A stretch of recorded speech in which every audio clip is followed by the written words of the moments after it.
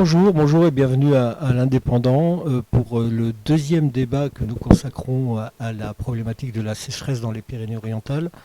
Ce deuxième débat, il est consacré aux conséquences économiques de cette sécheresse et des conséquences économiques qui sont d'autant plus importantes que les deux piliers de l'économie des Pyrénées-Orientales sont l'agriculture et ce sont le tourisme. Deux activités qui ont besoin d'eau, qui consomment de l'eau, qui ont besoin de pouvoir aussi proposer une production sécurisée par rapport à cette ressource et pour lesquelles les conséquences évidemment vont être importantes puisqu'on a vu lors du premier débat consacré à la ressource que l'obligation dans laquelle se sont retrouvés un petit peu tous les responsables de ce département et tous les acteurs de ce département, ça a été de prendre des mesures pour gérer dans un premier temps une urgence que aujourd'hui plus personne ne conteste, à laquelle il faut s'adapter et chacun a dû faire une part d'effort, de sacrifice et des conséquences évidemment, nous allons en parler aujourd'hui, les conséquences elles sont fortes pour tout le monde. Donc pour parler de ce sujet, à ma droite j'ai Bruno Villa, c'est le président départemental de la FDSEA, donc il représente évidemment le secteur de l'agriculture qui est si important dans les Pyrénées-Orientales, implanté, enfin qui a tellement construit l'identité de ce département. Je disais lors du premier débat que dans la vallée de la Tête, par exemple, l'irrigation, elle date de 10 siècles à peu près. Donc on mesure un petit peu l'importance de l'agriculture ici pour ce département. À côté, nous avons donc Brice Sanac, qui est le président de l'UMIH. C'est l'hôtellerie, la restauration. C'est évidemment le secteur clé de l'activité touristique. On est donc au tout début du mois de juin, on se prépare, au tout début du mois de juin, ouais, on se prépare à un été évidemment qui est la saison touristique importante pour le département et tout un tas de problématiques se posent sur effectivement la consommation d'eau puisque ne serait-ce que la population elle-même va très fortement augmenter pendant cette période et forcément la consommation. À ma gauche, nous avons donc Stéphane Figueroa, qui est le président donc, de la Fédération française des professionnels de la piscine. Alors la piscine, évidemment, c'est un secteur économique important qui est très implanté ici, en plus dans les Pyrénées-Orientales, qui est forcément, puisque nous sommes un département où il y a du soleil, où il y a aussi une consommation, on va dire, de loisirs qui est importante. Et évidemment, un savoir-faire s'est construit ici, et le secteur de la piscine, il est évidemment extrêmement concerné par les restrictions, puisque il est désormais interdit de remplir ces piscines dans le département. Et on sait aussi que les piscines hors sol, la vente des piscines hors sol a été interdite. On va revenir dessus, c'est ce qui va nous permettre d'introduire ce débat. Et à côté, donc, à côté de Stéphane Figueroa, nous avons David Dry, qui est le président du syndicat des vignerons des Pyrénées-Orientales. Donc les vignerons, on parlait de l'agriculture, de la vigne, c'est ce qui construit le paysage ici, c'est une activité économique également extrêmement importante. Donc la vigne qui, du fait du réchauffement climatique, n'avait pas forcément besoin d'eau avant et qui aujourd'hui a aussi besoin d'eau à son tour. Donc on voit bien comment toute l'activité et toute la chaîne d'activité ici du département est impactée. Je vais commencer avec vous, Stéphane Figueroa, puisque votre fédération a introduit hier, on l'a appris hier, on l'a publié ce matin dans l'Indépendant, et je vous voyais échanger avec juste là, entre les deux débats, avec le préfet des Pyrénées-Orientales sur le sujet. Vous avez introduit un recours contre la décision du ministre de la Transition écologique d'interdire la vente des piscines hors sol. Alors je voudrais vous demander déjà qu'est-ce qui a motivé ce recours et peut-être dites-nous un petit peu de quoi vous avez parlé avec le préfet. Bonjour, merci à l'Indépendant d'organiser ce débat et de nous donner la parole.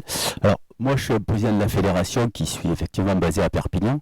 La fédération, c'est une fédération qui regroupe toutes les entreprises françaises qui sont dans le secteur de la piscine. Mais je suis le président en colère.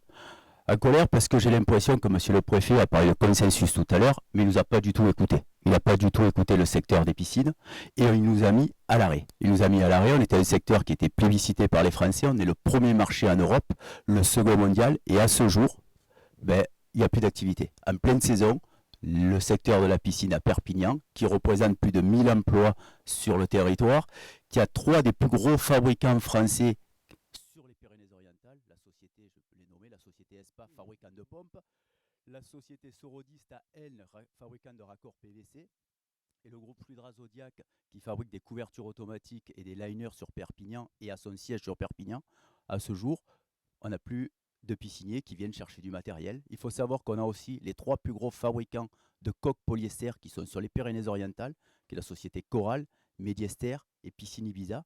Il y a un parc de 27 000 piscines sur les Pyrénées-Orientales. Il s'en fait à peu près 1000 par an dans les Pyrénées-Orientales. Donc, une piscine, c'est 7 mètres par 3 mètres par 1 mètre 30 de profondeur. Donc, je vous laisse faire le calcul, à peu près 27 mètres cubes. Donc, je pense qu'on se trompe de combat.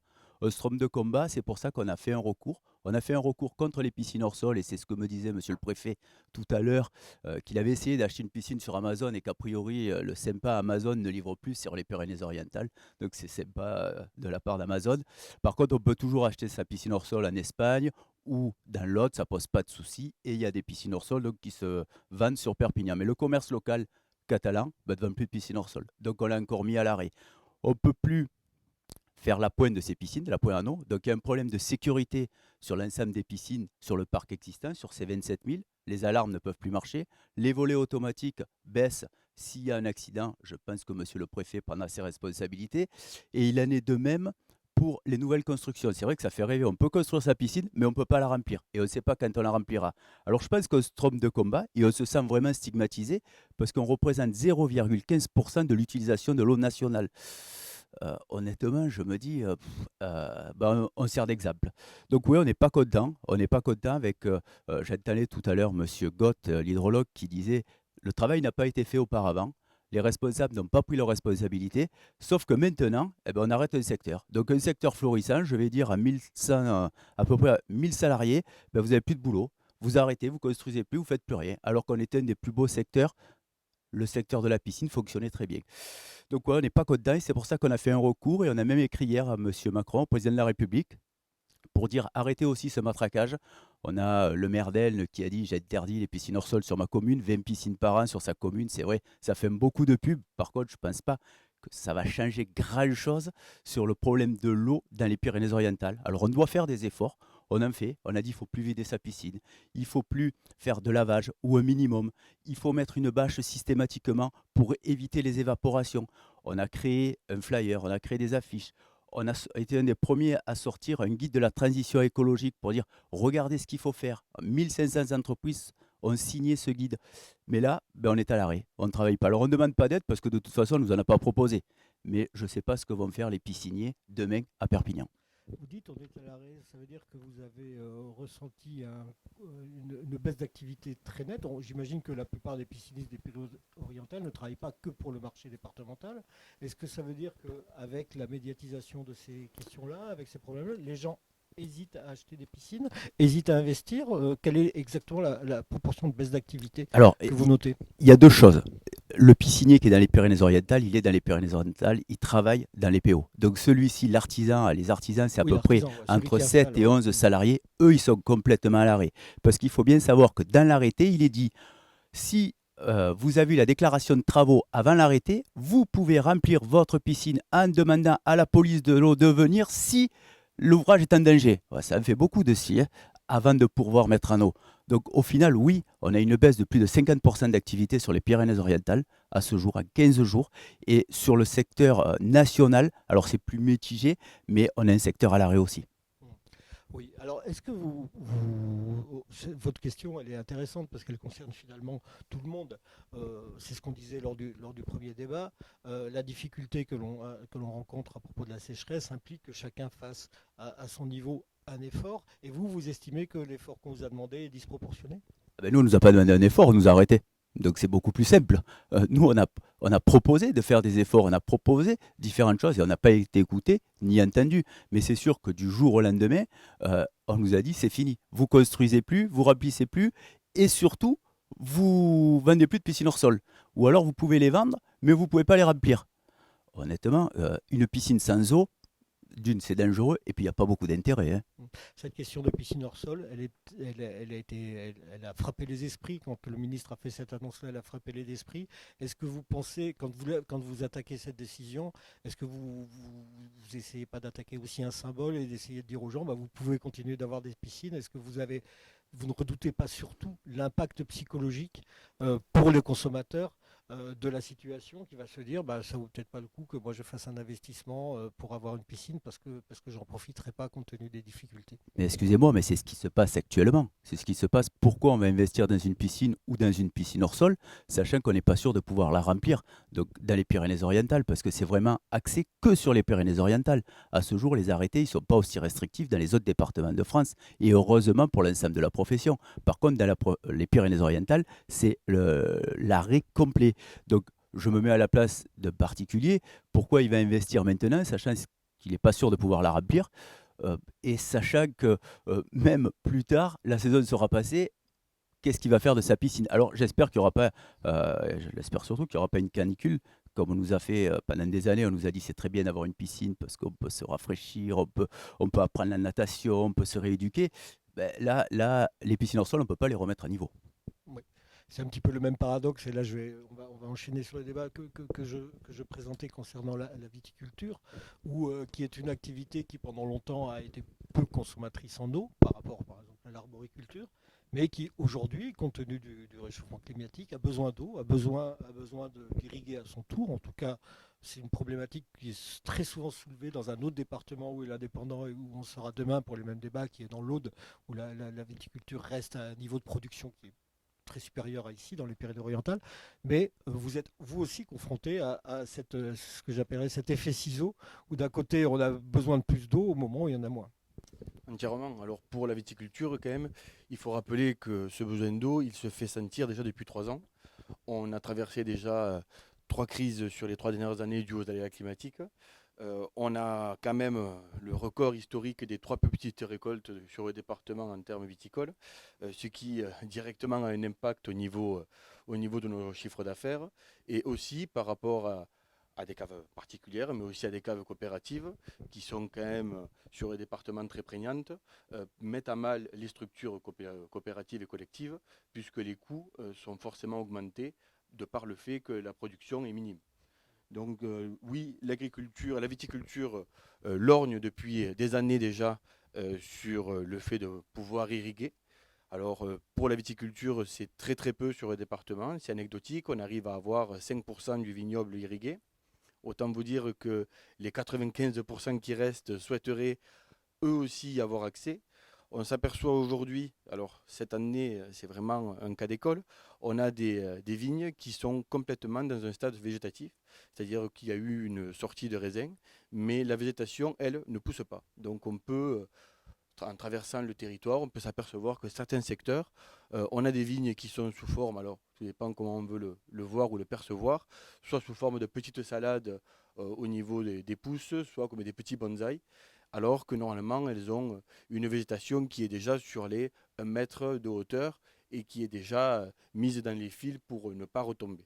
Donc ça commence à être vraiment très très problématique parce que là c'est toute une récolte qui est mise à mal et qui est mise du coup en difficulté pour 2023, sachant qu'on était déjà sur 3 années compliquées.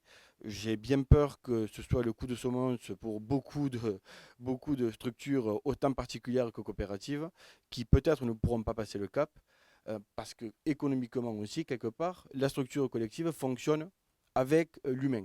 Et l'humain dans le département, il faut savoir que on a une pyramide des âges qui ne va pas en notre faveur pour le monde viticole. On a beaucoup plus de personnes qui sont adhérentes, qui ont entre 55 et 65 ans, donc bien proches de la retraite, et très peu de personnes qui sont repreneuses d'exploitation. Donc on se posait déjà cette question sur le long terme, et on n'avait pas encore une structuration des caves coopératives pour pouvoir donner une vision sur le long terme économique à des jeunes qui s'installent. Donc on n'était pas attrayant pour des jeunes qui voudraient reprendre des exploitations familiales. Et au jour d'aujourd'hui, si on n'a pas d'irrigation et qu'on n'arrive pas à du coup sécuriser une récolte, on n'arrivera jamais à installer. Et c'est, comme on l'a dit, entre les deux interventions que nous faisons à table ronde, la structuration et la beauté du territoire, elle se fait aussi en grande partie par la viticulture qui occupe sur une partie de plaine beaucoup d'espace. Et je pense que c'est un sujet qu'il faudra préparer avec Brice. J'ai écouté son intervention à une autre radio à France Bleu. L'agrotourisme, c'est la clé de voûte de ce département. Aujourd'hui, on ne peut pas travailler l'un sans l'autre. J'ai entendu que lors de son intervention à France Bleu, il disait que sur des réseaux sociaux, bon, en temps de crise, et de toute façon, on sait très bien que les réseaux sociaux ne sont pas là pour être cléments, mais qu'on disait à mort les touristes ou ce genre de phrases-là. L'agriculture, si parfois j'ai senti qu'il y avait un filigrane, peut-être un doute de votre part, n'a jamais dit à un moment donné que le tourisme n'était pas son allié dans ce combat qu'il va falloir mener ensemble sur les années futures. Aujourd'hui, ce qu'on traverse comme crise économique sur le département, ce n'est pas un secteur d'activité qui va se regarder dos à dos avec l'autre, qui va pouvoir sortir le département de cette crise. C'est un travail ensemble, aussi bien avec les piscinistes, avec le secteur du tourisme, le secteur du coup des hôteliers et tout ce qui gravite autour. Parce que si j'ai bien entendu, vous pesez 1,3 milliard sur le département. 1,5 milliard, voilà. J'ai écouté un petit peu votre intervention. Et donc du coup, on ne peut pas se passer, nous, de votre intervention aussi. Il y a un point sur lequel moi je souhaiterais quand même qu'on mette, peut-être qu'on puisse discuter ou qu'on puisse interagir ensemble sur ce sujet-là, c'est la part de votre secteur d'activité sur la consommation de notre production. Je crois qu'aujourd'hui, si ce n'était pas le cas, ou si c'était un peu le cas dans votre secteur d'activité, c'est-à-dire hôtellerie et camping, au jour d'aujourd'hui, il faut qu'on travaille main dans la main. Ce département a besoin d'être ensemble face à cette crise et que si la production départementale et locale n'était pas mise en avant, il faut qu'aujourd'hui on le fasse ensemble, ou beaucoup plus que ce que c'était, parce qu'il faut faire preuve de solidarité, sachant que cette crise, aujourd'hui elle est là en 2023, mais vous le savez aussi bien que moi, sur l'entreprise, les répercussions elles sont aussi sur 2024. Parce qu'un secteur d'activité, comme j'ai entendu à ma droite, qui est mis à l'arrêt, ce n'est pas sur l'année 2023 qu'on va réussir à récupérer tout ce chiffre d'affaires perdu. Il faudra 2 ans de plus pour arriver. Voilà, je ne vais pas faire plus long Voilà. aussi, parce que On d'autres va personnes vont continuer intervenir. déjà le tour de table. J'aime quand même tourner sur le représentant des agriculteurs pour lui. Déjà pour essayer d'expliquer aux personnes qui nous écoutent quelle est la situation aujourd'hui de l'agriculture. Son activité dépend énormément de l'eau. Quelles sont les restrictions auxquelles vous avez déjà été confrontés? Il y a eu deux plans de restrictions en 2 étapes, hein. On vous a demandé à chaque fois de réduire votre utilisation de l'eau. Et alors aujourd'hui, comment vous pourriez nous décrire rapidement les efforts que vous avez été obligés de consentir et quelles sont surtout les conséquences de ces efforts? Où est-ce qu'on en est de la récolte? Où est-ce qu'on en est notamment des fruits, même si le secteur de l'agriculture ne se limite pas à l'arboriculture? Mais quelle est la situation du secteur aujourd'hui et quels efforts ont déjà été consentis? D'accord. Merci beaucoup en tout cas de nous accueillir pour ce débat. En ce qui concerne l'agriculture de façon générale, il faut savoir que nous sommes soumis à des restrictions depuis aujourd'hui plus d'1 an, puisque le département était précédemment en alerte renforcée et nous sommes passés en fait en situation de crise pour une partie du département.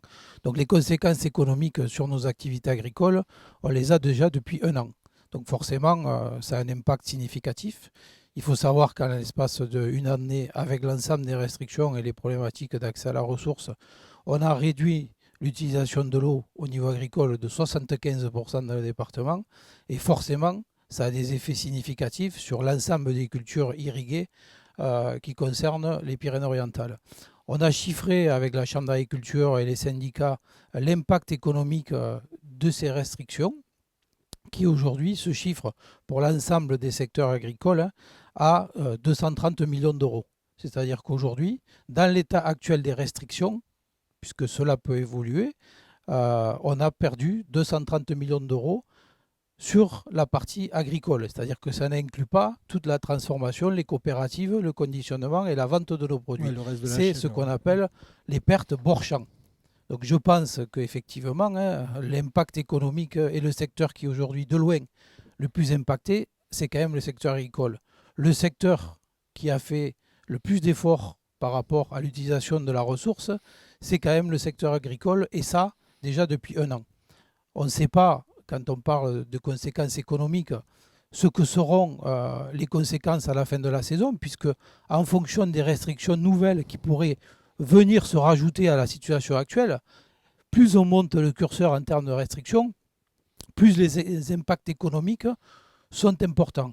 Pour vous donner un exemple, si on en arrivait à couper l'eau intégralement aux cultures irriguées du département, on aurait aux alentours de 500 millions d'euros de pertes dans le secteur agricole. Donc ça, c'est les conséquences économiques. Et à partir de là, il faut juste s'imaginer l'ensemble des conséquences que cela peut avoir sur le secteur agricole et l'ensemble du territoire de notre département. Parce qu'il y a des problématiques à court terme, ça ce sont des pertes subies depuis le début des restrictions, mais il y a aussi tout ce qui va être lié au moyen terme, c'est-à-dire l'impact économique va faire disparaître un certain nombre d'exploitations. Est-ce qu'on a une idée un petit peu du risque qui est et aussi des secteurs les plus exposés, plutôt l'arboriculture, plutôt l'élevage, on a entendu la viticulture. Alors, on a des situations qui sont très différenciées selon les zones du département et les productions. Sur la partie en fait arboriculture, il est clair que la vallée de la Glie est la zone de loin le plus impactée. Il y a des producteurs qui ont perdu l'intégralité de leur production, c'est-à-dire qu'ils n'auront pas de récolte cette année, qui risquent de perdre leur verger, c'est-à-dire de perdre les arbres. Les arbres, puisqu'ils n'ont pas accès à de l'irrigation, c'est-à-dire des pertes de fonds conséquentes. Planter 1 hectare de verger, c'est 25 000 euros d'investissement. Certains se posent la question de couper les arbres à la base pour pas qu'ils meurent et pour qu'ils puissent repartir. Donc là, on est dans des situations extrêmes qui sont extrêmement compliquées pour les producteurs et qui mettent forcément en péril tout l'ensemble de ces exploitations. Le maraîchage est également impacté. Pour les gens qui n'ont pas accès à l'eau, aujourd'hui, il faut être clair que dans les Pyrénées-Orientales, si on veut faire de l'arboriculture ou du maraîchage, sans eau, on ne peut rien cultiver. Sur la vallée de la Tête, il y a des zones qui sont sujettes à l'alimentation par les canaux, qui sont en forte réduction en fait, d'alimentation en eau et qui ont également aujourd'hui des conséquences importantes, jusqu'à 30, 40, 50% de perte de production. Certains qui ont dû tomber les fruits à certains endroits, toutes les zones qui sont impactées, notamment par l'eau potable autour de Boule-Ternaire, Saint-Michel-de-Yotte, etc., qui ont pas mal de problèmes d'irrigation et des puits à sec. On rappelle qu'un certain nombre de communes n'ont accès à l'eau potable que parce qu'on a détourné des forages agricoles sur l'alimentation en eau potable de ces communes-là. Donc forcément, ça a un impact aussi sur les producteurs. Et l'impact également que ça a eu, la non-alimentation et la non-mise en charge des canaux sur notre département, a aussi eu cet impact sur l'eau potable, puisqu'en fait, sur ces zones-là, on est sur des forages qui sont dans le quaternaire et de surface, qui n'ont pas été réalimentés par les eaux de pluie qui ne sont pas tombées, mais également par le non-fonctionnement des canaux qui font partie également de la recharge des nappes dans notre département. Donc les conséquences, on a des conséquences directes et des conséquences indirectes. Donc tout ça, ce sont les zones qui sont les plus impactées. Après, sur le reste du département, on a des restrictions de 25 à 50%. Là aussi, ça va avoir un impact sur les productions avec des baisses de production de l'ordre de 30-40%, des baisses de calibre, c'est-à-dire que les fruits vont être moins gros et on vend plus cher les fruits qui sont plus gros, donc ça a un impact économique. Et ça a aussi un impact sur la production de l'année prochaine, puisqu'en fait, les arbres qui ne poussent pas ou moins bien, tous les bois qui sont produits dans l'année sont les productions qui vont avoir qu'on va avoir l'année prochaine. Dans la mesure où ça pousse moins, on est en train aussi de pénaliser la production à venir de l'année prochaine. Donc tout ça, ce sont les impacts en fait directs et indirects que l'on va avoir sur le chiffre d'affaires et le revenu des exploitants. C'est clair que, comme l'a dit David, on est dans une situation déjà compliquée parce qu'on traverse depuis 3 ans plusieurs aléas climatiques avec le gel et maintenant la sécheresse. On a une population qui est vieillissante et très peu d'installations. Si demain on n'est pas capable de sauver de cette situation économique qui va être catastrophique les agriculteurs pour passer le cap, il est clair que le secteur agricole de notre département, il est sérieusement condamné pour l'avenir. Personne ne va vouloir s'installer en agriculture si on n'a pas de sécurité par rapport aux moyens de production pour travailler demain. Et ça, c'est essentiel parce que si l'agriculture disparaît dans notre département, et c'est quand même ce qui risque de se passer avec les détails d'impact économique que je vous ai décrits, que les agriculteurs ne pourront pas supporter eux-mêmes, ça veut dire que tous les bénéfices qu'apporte l'agriculture sur les territoires, on va aussi les perdre liés à la problématique de recharge des eaux potables, liés à la problématique de la protection incendie. Parce que aussi, là où le feu s'arrête, c'est là où il y a des parcelles irriguées qui sont cultivées. et également liées à notre alimentation locale, hein, puisque dans le département, on produit des fruits, des légumes et du vin. Donc là aussi, c'est quand même des productions locales qui sont plébiscitées par le consommateur. Et donc l'ensemble de ces impacts en fait indirects et comme ça a été cité, évidemment la beauté de nos paysages, puisqu'évidemment tous les vergers en bas du Canigou, toutes les parcelles d'artichauts, toutes les vignes de notre département de Collioure jusqu'à la vallée de la Glie, c'est la beauté de nos paysages, mais il ne faut pas quand même oublier que ce sont les agriculteurs qui l'entretiennent. Oui, tout à fait. Je vous propose de donner votre micro à Brice Sanac, puisqu'on va terminer le tour de table justement sur ce premier constat, hein, sur le constat de la situation de vos différents secteurs. Et puis après, on va échanger sur des questions peut-être plus transversales. Bon, Brice, quelle est la crainte des professionnels du tourisme pour l'été à venir voilà, notamment par rapport à l'impact aussi, la sécheresse des Pyrénées-Orientales qui est connu désormais de tout le pays. Il y a une médiatisation forcément de cette question-là. Est-ce que vous avez par exemple peur que les touristes ne viennent pas parce que ils se diront c'est la sécheresse? Alors avant de démarrer sur ça, je vais quand même un peu vous resituer et expliquer ce qu'est le tourisme dans les Pyrénées-Orientales. Parce qu'il y a beaucoup d'idées préconçues, et je pense que c'est ce qui est important de repositionner au centre du débat. On va parler en nombre de lits touristiques. Vous prenez les campings, les hôtels, les gîtes, on est aux alentours de 15% des lits au total. On est à peu près 110 000 lits. Le reste, qu'est-ce que c'est? Ce sont les Airbnb que louent beaucoup d'habitants du département pour s'arrondir les fins de mois, et c'est très bien, qui empêchent, je le dis en passant, quand même beaucoup de nos collaborateurs de se loger sur des zones un peu tendues. Et le reste des lits, ce sont les résidences secondaires et les habitants des PO qui reçoivent la famille, les amis chez eux. Et là, on est à plus de 475 000 lits. Donc, je parle pour le tourisme, ce qu'on appelle le tourisme marchand. Et vous allez comprendre dans mon témoignage un peu la logique de notre intervention et de notre action. Donc, nous, les acteurs du tourisme marchand, qui sommes des ERP, établissements recevant du public, nous sommes contrôlés par l'État, nous avons des classifications, nous avons des engagements. Contrairement à beaucoup d'élus du département des PO, je ne découvre pas aujourd'hui la logique des fuites d'eau. Nous, nos réseaux, on les a entretenus depuis des années. Quand il y a 1 litre d'eau qui rentre dans mon établissement, il y a 1 litre d'eau qui est consommé. Donc, on est d'accord pour porter beaucoup d'engagements, beaucoup d'efforts, au même titre que l'agriculture, au même titre que les piscinistes, à mettre en danger nos outils de travail sur lesquels nous nous sommes endettés, sur lesquels nous embauchons. C'est plus de 50 000 collaborateurs dans le département. Mais on n'est pas la cause première des soucis que nous rencontrons aujourd'hui. Donc ça fait plus de 5 mois maintenant que nous travaillons avec les services de l'État. On a mis en place des protocoles, on a mis en place des phasages. Nous sommes actuellement au niveau de l'hôtellerie-restauration, au niveau du phasage numéro 2 avec des engagements sur nos piscines, avec des engagements sur la réutilisation de nos eaux. Nous sommes en train de conventionner avec la Chambre d'agriculture pour la réutilisation des eaux de loisirs.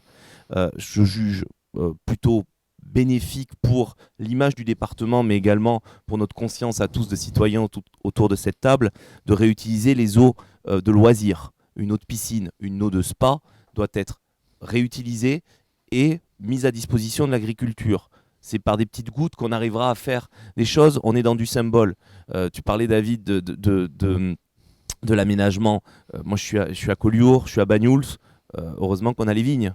On a eu l'incendie, heureusement qu'il y avait les vignes pour arrêter l'incendie. Donc on sait ce qu'on doit à l'agriculture, il faut que ce territoire comprenne aussi ce qu'il doit au tourisme. On ne découvre pas les circuits courts.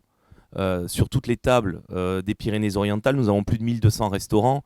C'est quand même la foire au vin local. Alors de temps en temps, je râle un peu quand je vois un peu trop de vin de Pays d'Oc et ils m'entendent gueuler. Mais on essaie de travailler sur ces circuits courts, on essaie de travailler avec les producteurs locaux, nous avons des associations gastronomiques. Les premiers ambassadeurs de vos métiers, c'est nous. Et on ouvre notre département à ça. La crainte qu'on a, c'est le bashing. Vous savez, j'étais jeune président de l'UMI il y a 2-3 ans, au moment du Covid, quand on a eu faut pas que ces salauds de touristes viennent, ils vont nous filer le Covid. Oui, non mais ça vous fait rire. Enfin, nous ça nous inquiète. Hein. Nous ça nous inquiète parce que là aujourd'hui, j'étais avec les auditeurs de France Bleu, tu le disais. Moi je vais au carton, il n'y a pas de problème. j'assume, comme ils assument tous, on est des représentants, on y va. Mais il faut expliquer ce que le département doit au tourisme. Voilà. On est une économie forte au même titre que l'agriculture, on participe à l'aménagement au même titre que l'agriculture. Nous n'aurions pas des voies rapides qui desservent tous les petits villages s'il n'y avait pas de tourisme. Nous n'aurions pas toutes les installations s'il n'y avait pas de tourisme. Donc oui, il y a un risque que la saison ne se fasse pas. Nous demandons à ce qu'il y ait de la communication vertueuse sur toutes les actions que nous avons menées, que nous avons engagées. Nous nous sommes engagés entre 30 et 50% d'économie d'eau dans nos établissements. Nous avons des mousseurs, pas depuis hier, depuis 20 ans. Des pommeaux économiseurs d'eau, pas depuis hier, depuis 20 ans. Les chasses d'eau à double débit, on les a depuis 20 ans aussi. On ne découvre pas la gestion de l'eau. Pourquoi ? Parce qu'on la paye l'eau. Et comme eux, on la paye l'eau. Donc à un moment, on ne découvre pas la chose. Aujourd'hui, on est les victimes de cette situation. On est dans le moment qui est critique de la phase de réservation pour la saison à venir. Il faut que cette saison, elle se fasse parce que on participe à l'aménagement du territoire, on participe à l'emploi dans ce territoire, et que ceux qui appellent à appliquer des quotas ou à fermer les frontières du département sont des inconscients. Sont des inconscients parce qu'on est l'un des départements les plus pauvres de France, avec un des taux de chômage les plus élevés de France métropolitaine, et on est en train de se tirer une balle dans le pied. Donc j'appelle tout le monde à la responsabilité, au calme. On a mis en place des mesures, on est en train de voir si la saison passe, si la saison passe pas. Apparemment quand même, on va réussir à passer. Il y a des zones de tension, eh bien on travaille avec la préfecture. C'est pour ça qu'on est organisé, c'est pour ça qu'on a travaillé, c'est pour ça qu'on a proposé. Voilà.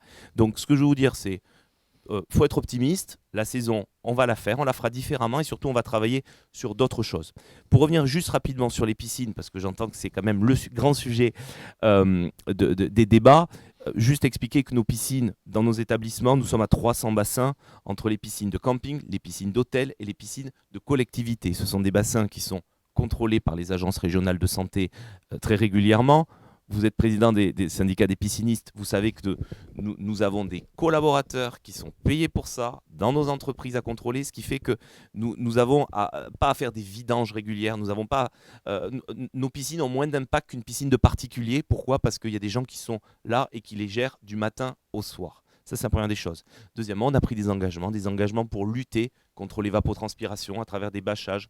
Donc là, à l'heure qu'il est, vous avez plusieurs centaines de milliers d'euros qui sont investis sur des achats de bâches à bulles, sur des achats de volets roulants pour essayer d'adapter les usages. Et nous avons pris des usages comme ça pour pouvoir tenir tout l'été, proposer un mode dégradé, non pas à nos clients.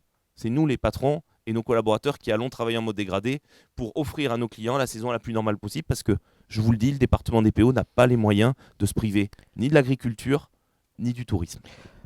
Oui, effectivement, on a l'impression à vous écouter qu'on a déjà une problématique à deux temps. Le premier temps, ça va être de passer l'urgence. On est dans une situation d'urgence aujourd'hui et il faut s'y adapter puisque la sécheresse est un état de fait.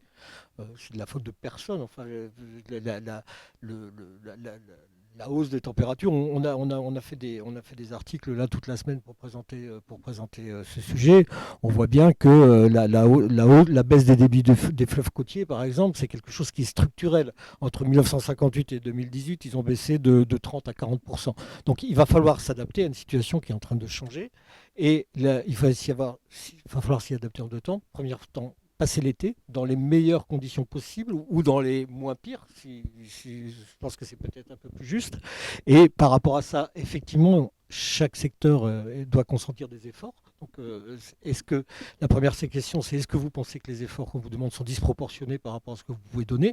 Et puis surtout, je vous demanderai quand même de répondre un peu rapidement, comment vous envisagez l'avenir pour durablement s'adapter à une situation qui va forcément perdurer, qui va pas partir dans une direction différente. On est structurellement dans une situation d'augmentation des températures et de baisse de la ressource en eau.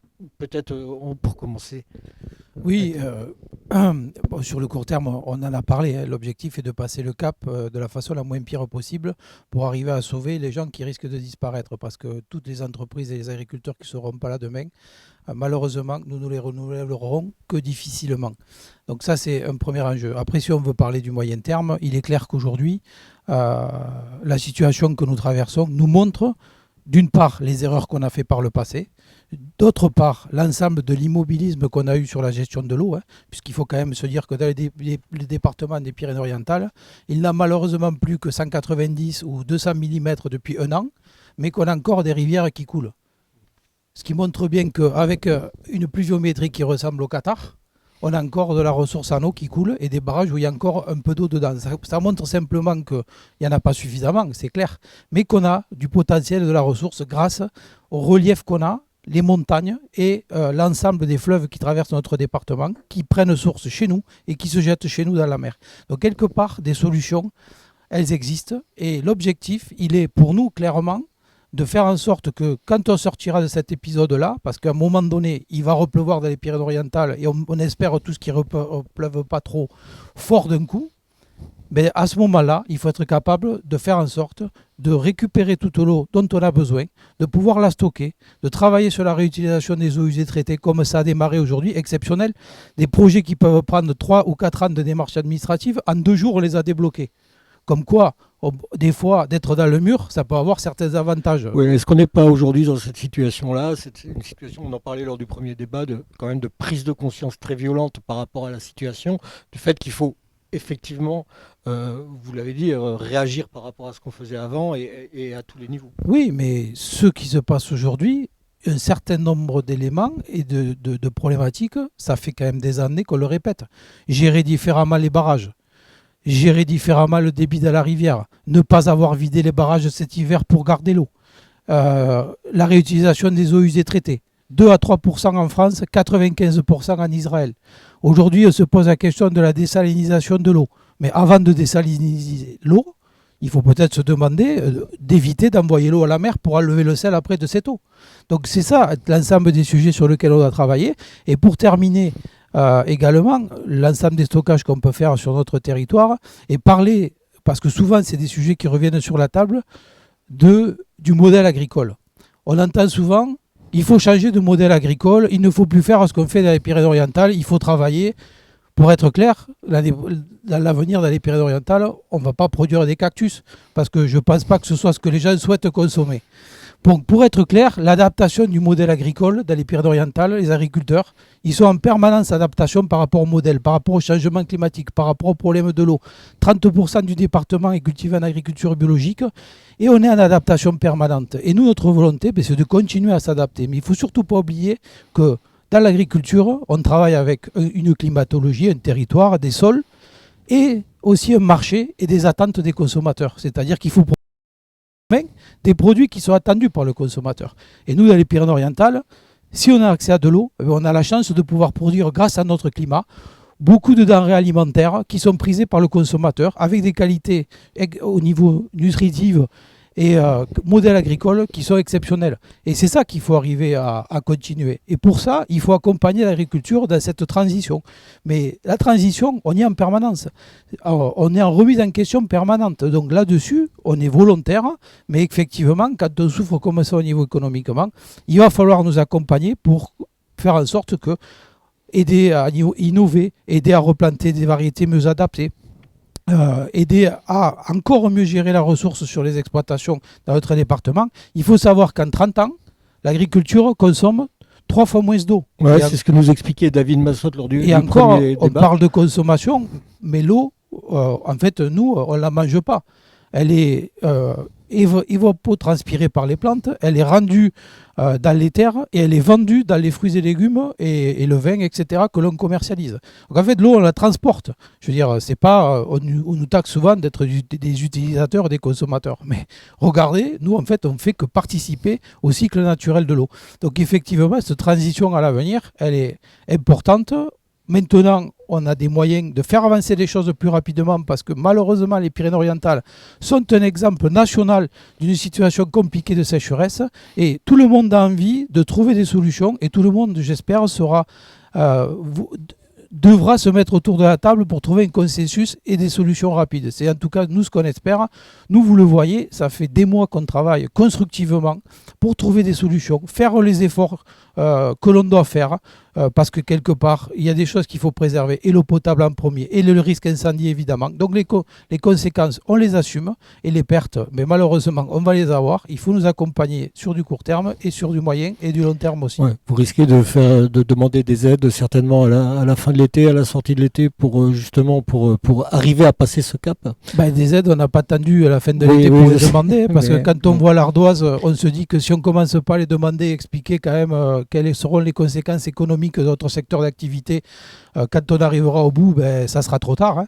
Donc voilà, mais ce qu'on sait aussi, c'est que quel que soit le dispositif d'accompagnement qu'on va avoir, l'ardoise, on va quand même se la manger en majeure partie. Oui, Parce que quelque part, quand on a des aides, je veux dire, on n'est pas là, comme ça peut être le cas dans une période qu'on vient de traverser, dans le quoi qu'il en coûte.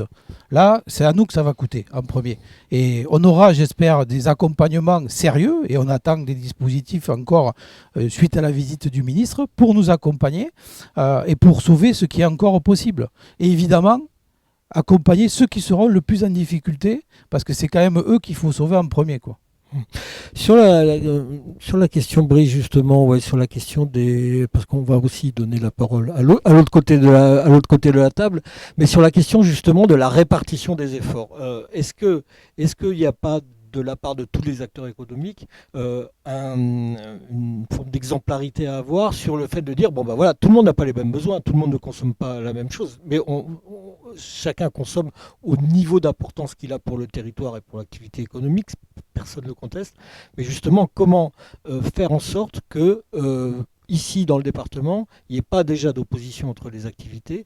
Ce qui est surtout reproché au tourisme, justement, c'est que la population du département va très fortement augmenter pendant la période estivale et que donc forcément les consommations vont augmenter. Voilà, pour résumer très clairement, c'est ça. Et comment faire en sorte qu'on préserve une activité tout en chacun faisant une partie du chemin. Bon, alors déjà, la population qui passe à 1,2 million d'habitants, c'est une utopie.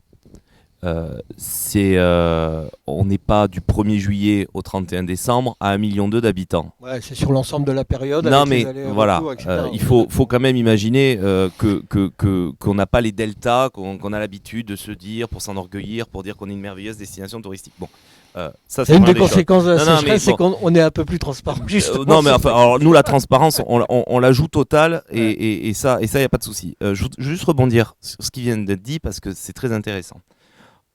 On est des chefs d'entreprise. On est dans une économie de marché.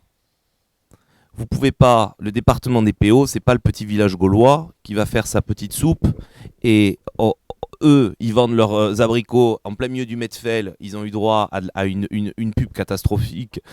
Nous, on vend notre tourisme, au moment de la réservation, on a droit à la pub catastrophique. Mais vous allez demain à Cadaqués, les piscines d'hôtel, il n'y a pas de question. Vous allez demain en Espagne, ça fait bien longtemps qu'ils ont pensé à l'irrigation en venant de la mer. Donc, Je ne suis pas persuadé que la situation de l'Espagne au sortir de l'été sera exemplaire. on verra. Ce que je veux vous dire, c'est que on est dans une économie de marché, on est face à des clients et que on doit avoir une attitude par rapport à nos clients où on doit continuer à leur proposer un service parce que je suis pas sûr que si je vous dis demain que vous allez dans un hôtel où vous pourrez prendre une douche tous les 3 jours et où on vous changera pas les draps pendant 3 semaines, vous allez avoir envie d'y aller. Donc on doit continuer à proposer la qualité de service que l'on propose. Notre industrie touristique a beaucoup évolué ces dernières années. Je parle toujours de l'industrie marchande, hein. Le nombre d'hôtels a diminué. Nous avons diminué de 21% le nombre de lits. Donc nous diminuons notre impact sur le milieu, hein. Le nombre de lits dans le camping a diminué de 25% au cours des dernières années. Tout ça pour aller vers une montée en gamme. Et cette montée en gamme, en fait, elle doit s'accompagner de nouveaux usages. Je ne suis pas convaincu que le touriste de 2040 sera un touriste qui adore faire des ploufs dans une piscine de 5000 m². Je vous le dis très honnêtement. Par contre, je pense que le touriste de 2040 sera un touriste qui sera content d'avoir une agriculture qui peut venir découvrir, un tourisme de l'urbain qui va découvrir les richesses de notre territoire. Moi, j'ai un hôtel à Banyuls, je le dis encore plus simplement. La première attraction de Banyuls, c'est le vin. C'est même pas Mayol, c'est la cave, c'est les visites touristiques, œnotouristiques, etc. Donc, on est en train de faire cette démarche et ce changement-là, et on n'a pas attendu cette crise. Cette crise, elle nous oblige à évoluer encore plus vite, encore plus dans le bon sens. Mais quand on a des hôteliers qui rénovent des hôtels et qui disent on pourrait récupérer les eaux des douches pour les mettre dans les toilettes, Ce à quoi on a tous pensé chez nous et qu'on nous dit à l'agence régionale de santé, stop, c'est interdit, parce que quelqu'un pourrait boire l'eau des toilettes. Là, vous vous dites, il y a quand même un problème. Et il y a eu des rénovations qui ont été faites. Et donc, ce qu'on demande aujourd'hui, c'est une accélération. Le ministre évoquait ce Fin problème décembre, dans l'interview qui parlait ce matin dans l'Indépendant. On voit bien que pour tout le monde, cette affaire fait office de prise de conscience. Absolument. Et donc, on est en train de développer ça. On a un objectif avec le département, avec les institutions locales, c'est de faire de ce département le département avec le tourisme le plus vertueux de France. Aujourd'hui, je peux prendre l'engagement devant vous, avec les engagements compris, les hôteliers, les restaurateurs, les campings et tout le reste du monde du tourisme, de diminuer nos consommations. Un touriste qui vient dans les PO consommera moins d'eau qu'un touriste qui va dans les départements limitrophes, parce que nous avons pris des engagements de réduction tout en essayant de maintenir cette qualité de confort. Parce qu'on ne peut pas demander à nos clients de venir cet été en mode dégradé, parce qu'ils ne viendront pas. Ils iront chez les voisins du Nord ou les voisins du Sud. Je prends votre micro, je vais me tourner vers M. Figueroa, parce que justement, votre secteur, il est tout à fait au cœur de ces préoccupations-là. Comment vous envisagez l'après-crise? Là, on est dans la crise, mais comment est-ce que vous envisagez l'après-crise et la façon dont vous allez finalement vous adresser à vos consommateurs dans une situation où, de toute manière, on va s'installer durablement dans une logique de rareté de l'eau? Et je sais que vous en consommez peu, mais derrière, vous êtes un petit peu, il y a cette question de symbole et d'équité des efforts demandés. Comment vous espérez vous adapter à cette situation-là? Alors déjà, comme le monsieur l'a dit à ma gauche tout à l'heure, le président du secteur viticole, c'est tout le monde qui doit faire des efforts, c'est tous les secteurs. C'est pas un secteur qui va sauver l'eau dans le département et qui va tout résoudre. C'est l'ensemble des petits efforts qui vont être faits par tous les secteurs qui vont faire que tout le monde pourra survivre et tout le monde pourra continuer à travailler. Moi, ce que je ne comprends pas, c'est que les autorités ne font pas assez confiance non plus aux ménages catalans. On a eu la crise énergétique. On a fait une campagne publicitaire, on a dit qu'il fallait mettre les clims à 19 degrés, on a dit, et au final, ça s'est bien passé, on n'en a plus entendu parler. Là, on nous dit, on nous arrête tout, mais on ne parle pas des ménages, sachant que les ménages, c'est 150 mètres cubes de l'eau, ils consomment 150 mètres cubes à l'année pour un ménage de 4 personnes. Donc nous, tout à l'heure, on parlait de 25 mètres cubes, 30 mètres cubes, et je rejoins aussi ce qu'a dit Brice, nous, nos piscines, même privées, ne fuient pas. Donc on n'a pas de perte d'eau non plus, hein, donc ça c'est important. Et c'est aussi des réserves à incendie, on l'a vu la dernière fois, il y a eu un reportage à Cerbère où les pompiers ont de suite puisé dans la piscine pour commencer à éteindre un incendie. Donc à ce jour, nous c'est très simple, si l'arrêté n'est pas modifié, il y aura plus de 70 entreprises qui travaillent sur Perpignan, qui seront à l'arrêt et qui déposeront le bilan. J'ai une entreprise qui s'appelle Aquadiffusion, M. Lanneluc Eric, qui m'a écrit encore hier, monsieur, que faire du personnel intégré dans nos entreprises et qui ont participé à la préparation des bassins et qui devaient prendre le relais en entretien journalier. Et je sais qu'ils travaillent beaucoup dans votre secteur. Est-ce que je dois prévoir de déposer le bilan dès cette année parce que je n'ai pas de visibilité? Oui, donc c'est un peu la question, effectivement. Quelle est la visibilité pour des secteurs comme les vôtres? C'est qu'on doit travailler pour être encore plus vertueux. C'est qu'on doit, comme on a pris dans l'engagement avec la charte qu'on a lancée, c'est éduquer encore plus le particulier à comment utiliser sa piscine. C'est dire il faut mettre une bâche, il faut mettre une couverture ou un abri, c'est obligatoire. Il ne faut pas vider sa piscine, il faut aller faire analyser son eau par un professionnel qui vous dira les bons produits de traitement utilisés pour conserver son eau, et son eau on peut la conserver longtemps. Donc si on n'a pas d'évaporation, si on n'a pas de consommation d'eau, on n'a que le remplissage qui était de 25-30 mètres cubes dès le début. Donc on doit être plus vertueux, on doit aussi travailler pour récupérer l'eau de pluie parce qu'il va bien pleuvoir, on l'a vu là en Italie, regardez ce qui tombe d'un coup, il y a des changements. C'est pas à souhaiter non plus. Non, c'est pas à souhaiter, mais ça veut dire qu'il faut qu'on s'adapte pour aussi récupérer cette eau, c'est important. Et l'Espagne est le second marché de la piscine en Europe. Et il n'y a pas de restrictions, ils construisent, ils se sont adaptés. Nous, du jour au lendemain, on nous dit stop. Juste dernière intervention et après on va passer aux questions de. On est en public ici, on a quelques invités et ils vont poser leurs questions et on passera à la séquence des questions-réponses. On arrive à peu près à 3 quarts d'heure de table ronde. Je vais prendre, je m'excuse auprès de Bruno, je vais prendre ma casquette de FDSEA. Au jour d'aujourd'hui, on a quand même, comme l'a dit Bruno, l'agriculture dans ce département qui est très très vertueuse. Il ne faut pas oublier quand même que le 24 janvier dernier, tous les syndicats agricoles, ont regroupé avec eux pour une manifestation qui n'avait, pour le moment, moi, de ma mémoire personnelle, aucune ampleur égale à ce que j'ai vu, avec devant nous des maires, derrière l'UPA, l'UPE, l'UMI, tous les secteurs économiques, avec aussi bien sûr les gestions des stations de ski, parce qu'il ne faut pas l'oublier quand même que nos éleveurs entretiennent. On n'a pas réussi à inviter les stations de ski, non, c'est ça, ça n'a pas été possible. Mais on les avait, je tiens à dire qu'on les avait invités. Mais nos éleveurs entretiennent aussi, parce qu'on ne le dit pas, on a quand même des éleveurs qui font des estives, qui entretiennent aussi les pistes de ski pendant l'été, ce qui permet aussi d'avoir les 4 saisons au niveau des montagnes, ce qui fait un atout économique et aussi pour ce département en termes de visibilité. On a réussi à regrouper tous les secteurs économiques de toute une vallée entière et même du département dans la rue, devant la préfecture, parce qu'on avait été attaqué. Alors, tant pis, hein, ça ne va pas faire plaisir, mais on a été attaqué par une organisation écologique qui est philosophique et dogmatique quelque part, et qui mettait à mal tout un secteur, que ce n'était pas que l'agriculture, c'était un secteur économique entier de ce département. Et on voit que cet arrêté préfectoral qui a été débouté, attaqué, et qui maintenant, en plus avec la situation climatologique actuelle, est aggravé, on s'aperçoit que les conséquences sont dramatiques pour ce département. Oui, enfin, l'arrêté, il a fonctionné 6 jours, je crois. On a fait un article là-dessus pour le préciser. Donc, la question... Alors, je ne veux pas évacuer la polémique. Bon, dans la constitution des tables rondes, on aura plutôt ces organisations-là cet après-midi et on leur posera évidemment la question. Mais la manifestation, la sécheresse n'est pas liée à l'arrêté. C'est ça. Dans mes propos, j'ai jamais dit que l'intérêt, c'était je lié. pense, c'est de J'ai dit dire que ça- comment on s'adapte à une situation qui est en train de totalement changer. Qui change depuis des années, qui va encore changer dans des années, et qui, effectivement, vous avez décrit une unité, C'est peut-être exactement- réalisée contre quelqu'un, mais qui maintenant doit être, effectivement, l'enjeu c'est de fonctionner propos dans un étaient- objectif commun. Mes propos étaient que cette problématique-là a déjà été, pour le monde agricole, le fait d'avoir été lanceur d'alerte et d'avoir réussi à unifier tous les secteurs économiques du département autour de cette problématique qu'on savait qui serait prégnante, qui a été accentuée par la sécheresse que nous vivons aujourd'hui. Mes propos sont ceux-là. C'est pas la problématique de base.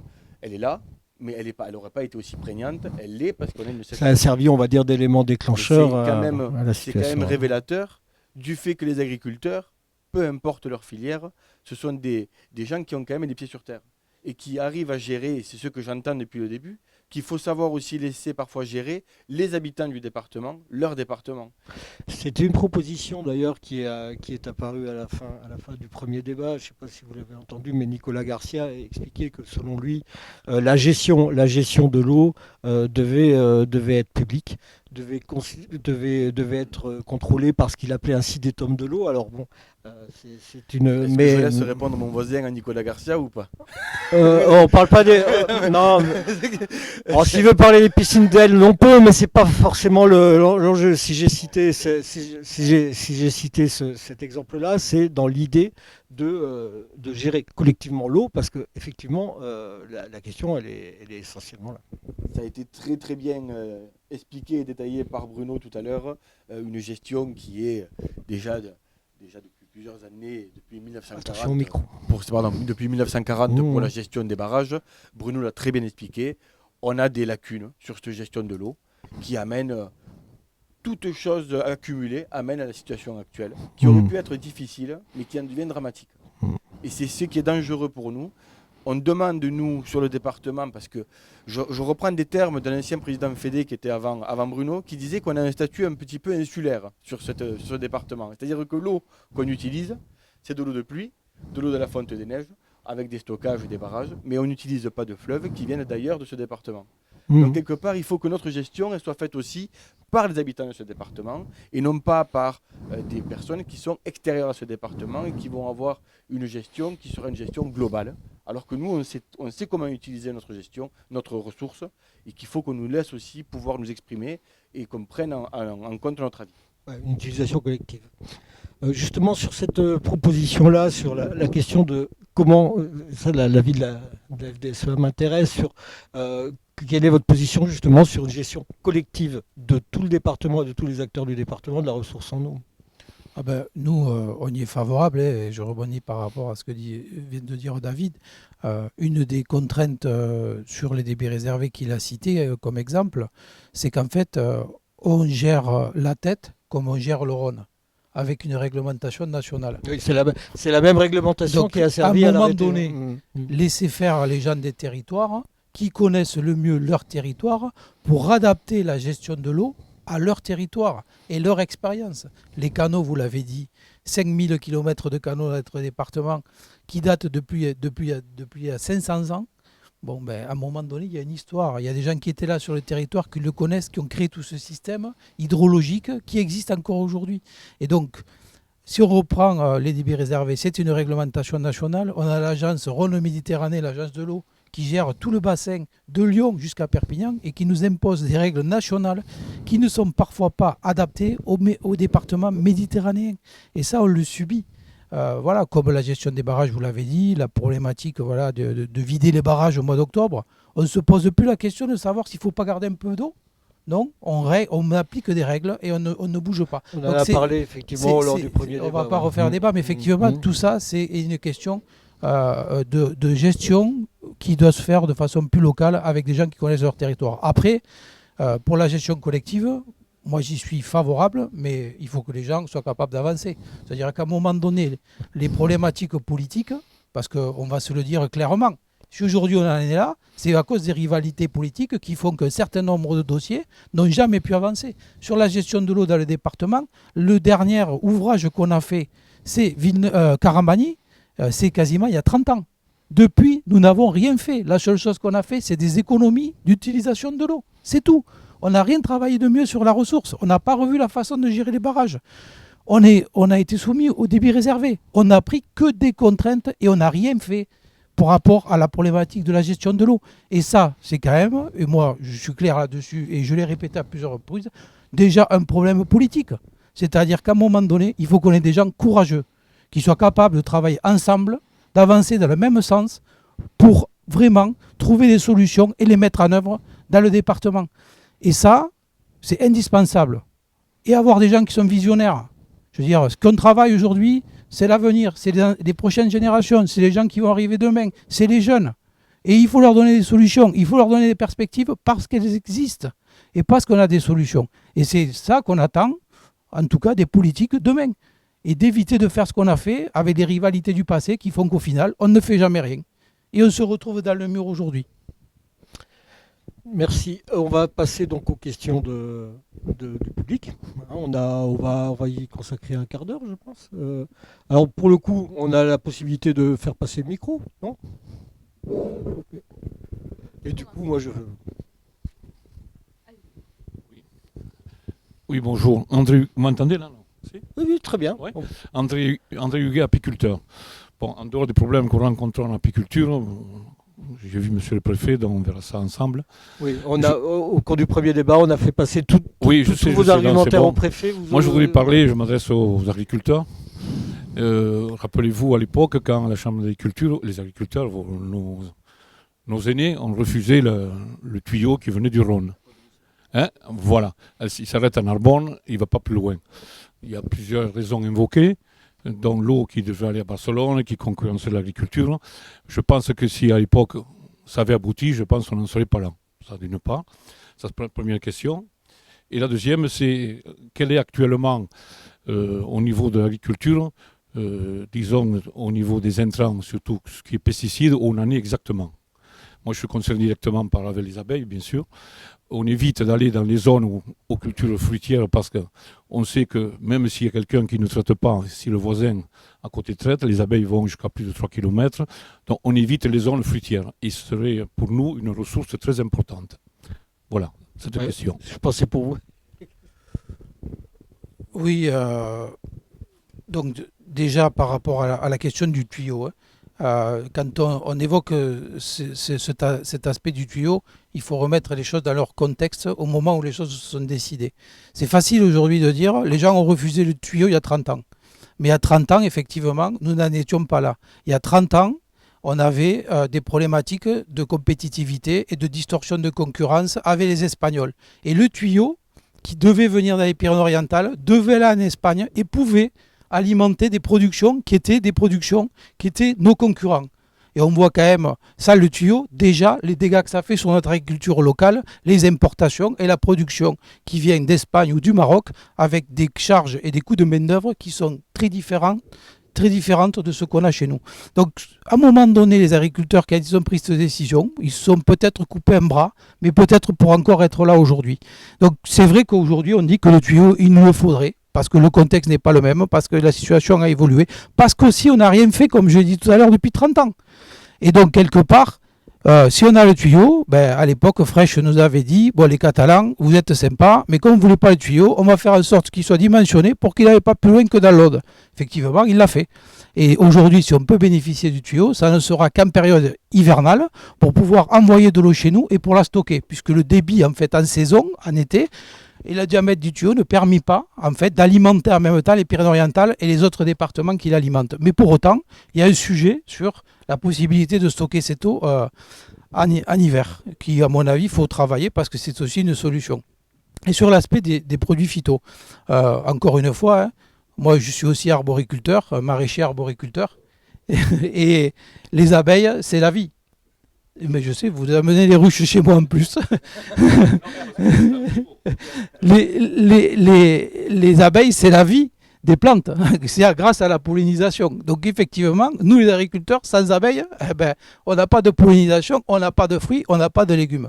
Et donc on en a besoin. Dans le département, on est dans les départements dont la SAU en bio est la plus élevée de France. 30%, un tiers du département. Si on parle des produits de traitement, encore une fois, c'est peut-être des sujets qui sont tabous. Il faut juste savoir que moi, entre l'époque de mes parents et aujourd'hui, on a 3 fois moins de produits de traitement qui sont homologués. On n'arrête pas de nous enlever des produits de traitement. En plus, ce qui d'ailleurs crée des impasses, parce qu'on a aussi des maladies nouvelles et des ravageurs nouveaux qui arrivent. Donc, on a besoin aussi, comme les gens se protègent face à la maladie avec des médicaments, de nous aussi protéger nos plantes et nos cultures pour les protéger des attaques de ravageurs et de maladies pour pouvoir produire des produits de qualité. Et donc ça, évidemment, on a aussi besoin de protéger nos cultures. Après, effectivement, voilà, l'objectif, c'est de le faire dans les conditions qui ont le moins d'impact, je veux dire, vis-à-vis de l'environnement. Et les agriculteurs, vis-à-vis de ça, ils ont conscience qu'effectivement, c'est un enjeu important de réduire l'utilisation de produits de traitement. Je crois qu'on est dans un des départements qui bénéficie, alors pas pour l'eau, c'est pour ça qu'on est là, d'une climatologie quand même exceptionnelle, et parmi lesquels, David il pourra en parler, en Viti, on est le département de France qui traite le moins en termes d'intervention sur la vigne. Donc, à un moment donné, c'est vrai que c'est pour nous quelque chose qu'on a pris en compte. On a des démarches de la lutte intégrée, on a des gens en bio, on a des gens qui sont dans des démarches qui certifient zéro résidu de pesticides, etc. Donc on avance, on fait beaucoup d'efforts, mais il ne faut surtout pas oublier qu'il faut aussi avoir des solutions de protection des cultures pour pouvoir continuer à travailler. Et encore une fois, moi je ne pose pas évidemment le problème de l'apiculture et des abeilles parce que je sais que particulièrement compliqué cette année avec les problèmes de la sécheresse, du manque de pollen et le fait que les abeilles ne peuvent pas butiner naturellement parce qu'il manque de pollen partout et il manque d'eau. Donc effectivement, c'est un enjeu important et pour nous les abeilles, c'est essentiel parce que c'est aussi la vie de nos productions. Et donc quelque part, je crois qu'on travaille ensemble, mais on essaie de travailler quand même en collaboration avec les apiculteurs parce qu'on a tous besoin les uns des autres pour être là demain. Une autre question? Oui, j'aurais 2 questions. La première, quelles sont vos connaissances oui, on ne m'entend pas? Pardon. Quelles sont vos connaissances par rapport à l'eau de récupération des piscines? Parce qu'il y a le problème du chlore. Vous parliez d'arroser, mais je pense que pour le moins, il y a un délai à respecter. Et voilà, c'est vraiment une question. Ce sera pour Monsieur Figueroa. Voilà. Et puis la deuxième, c'est aussi une question par rapport au barrage. Est-ce que le fait d'avoir vidé une partie, c'était pas en prévention par rapport à de possibles inondations qui auraient pu peut-être survenir? Alors, pour la première question, c'est Monsieur Figueroa. La deuxième, Alors, concernant la récupération des eaux de piscine, les eaux de piscine privées, à ce jour, il y a un rejet qui est fait. Donc c'est pour ça qu'on dit, plus si on utilise certains médias filtrants, il est difficile, quand on les rejette directement avec le produit à l'intérieur. Donc la fédération a travaillé en disant il faut mettre un bac de décantation derrière pour traiter cette eau et pouvoir la réutiliser. Donc ça, c'est des choses qui existent sur le marché. C'est vrai que ce n'est pas des choses qui étaient courantes, mais ça peut se faire maintenant sans problème. Pour la partie publique, c'est autre chose. Je vais laisser répondre Brice, mais c'est déjà des choses qui sont prévues et c'est beaucoup plus évolué déjà sur la partie publique. Oui, sur la partie publique, donc il y a des investissements qui sont faits, qui sont assez lourds. Il faut enterrer, faire par gravité. Enfin, c'est assez lourd. On a conditionné l'utilisation des spas, donc des petits bassins balnéaux, donc pour cette eau de loisir, pour qu'elle puisse servir 2 fois.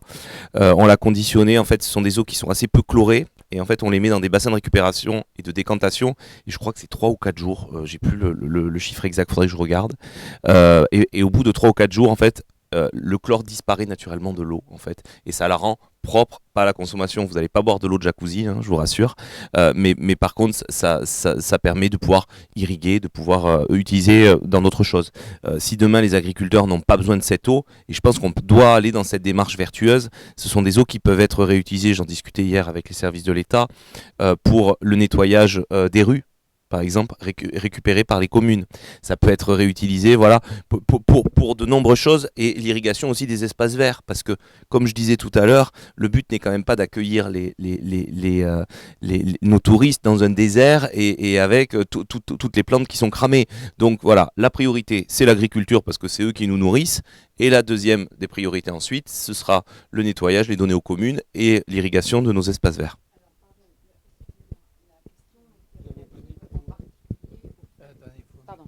Ma question était relative en particulier que lors du dernier conseil municipal, la mairie s'est posé la question par rapport à la récupération de l'eau de la piscine municipale. Parce qu'il y a quand même une question importante, même si on nettoie la voirie, l'eau, elle repart dans les égouts. Et donc, il faut réfléchir à l'impact qu'on peut avoir, notamment au chlore. Elle repart pas aux égouts, elle repart au pluvial. 2 choses différentes, et il est interdit, enfin on ne jette pas l'eau des piscines dans les égouts, on jette l'eau des piscines déjà, à la sortie de filtration, elle est déjà jetée dans le pluvial. Oui, j'ai compris. Donc c'est une eau qui existe, qui est déjà rejetée directement au pluvial, il n'y a pas de souci là-dessus. Voilà. En ce qui concerne les piscines privées, nous, ce qui a été travaillé à la fédération, c'est de réutiliser cette eau directement dans la piscine. Maintenant, si on laisse l'eau se décanter, on la laisse quelques jours, comme l'a dit Brice, 3 ou 4 jours, tout ça s'évapore et on peut réutiliser l'eau. C'est sûr, c'est pas pour la boire, mais ça se fait déjà dans d'autres départements où on utilise l'eau pour les espaces verts. La question sur les barrages, on va répondre à la question sur les barrages pour prévenir les inondations, les lâchers d'eau pour prévenir les inondations. Bon, on n'a pas les spécialistes du département, mais je pense que vous êtes bien au courant du problème. Un petit peu. Après, vous avez parfaitement raison.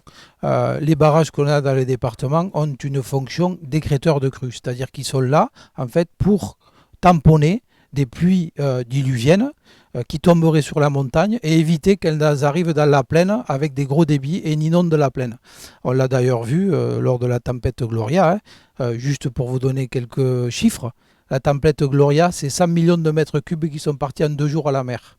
Karamani, barrage écrêteur de crues, c'est 19 millions de mètres cubes qui ont été stockés dans Karamani en 2 jours. Donc effectivement, cette fonction, elle a du sens.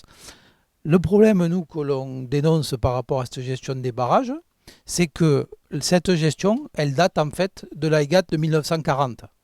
Donc depuis 1940 et les chiffres de la EGAT de 40, on gère les barrages de la même manière. On a envoyé 10 millions de mètres cubes de Vinça à la mer au mois d'octobre, parce que ce barrage a une fonction écrêteur de crues.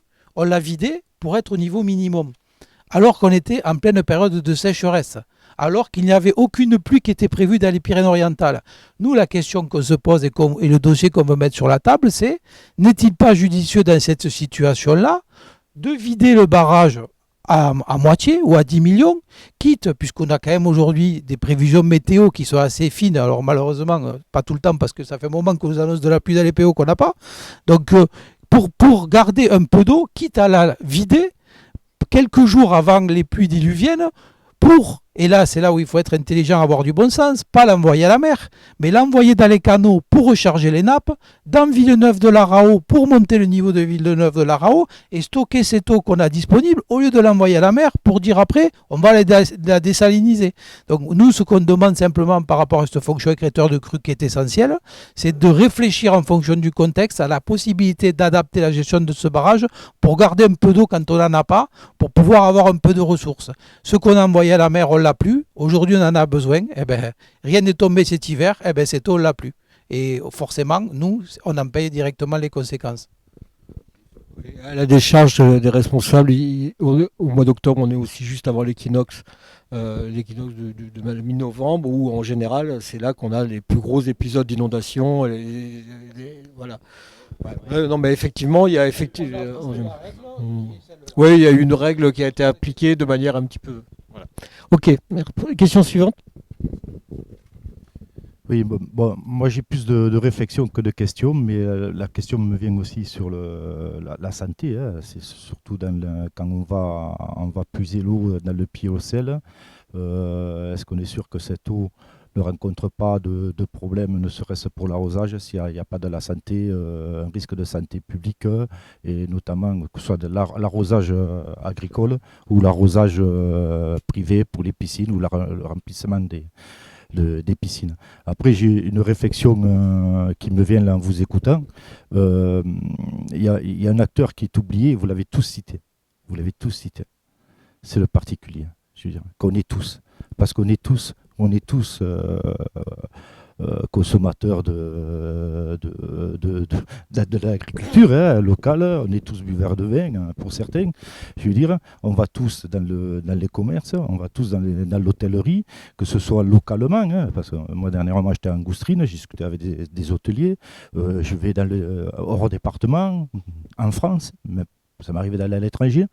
Beaucoup de gens ont des piscines, vous l'avez dit, donc on est tous des consommateurs.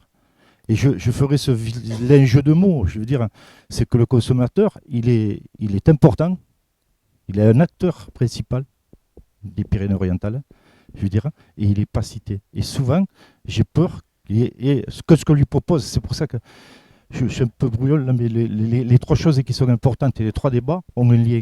Et c'est pour ça que je veux dire, qu'est-ce que lui propose souvent une punition, une amende. Et là, moi, je déplore ça, parce que quand on arrive à l'amende, c'est qu'on est en haut de l'escalier, on a raté des marches. Et j'arriverai au jeu de mots qui peut-être, je ne voudrais pas que ce soit la sécheresse du porte-monnaie. Vous voyez ? Et j'interviens aussi parce que, par expérience, moi j'habite Saint-Michel-de-Yotte. Donc je fais partie des résidents de ces 4 villages qui ont été en rupture d'eau potable. Et monsieur l'a dit, il y a une conscience. On en parle de la sécheresse, on en parle le manque d'eau. Mais quand on le vit, c'est là qu'on se dit, mince, c'est réel. C'est réel.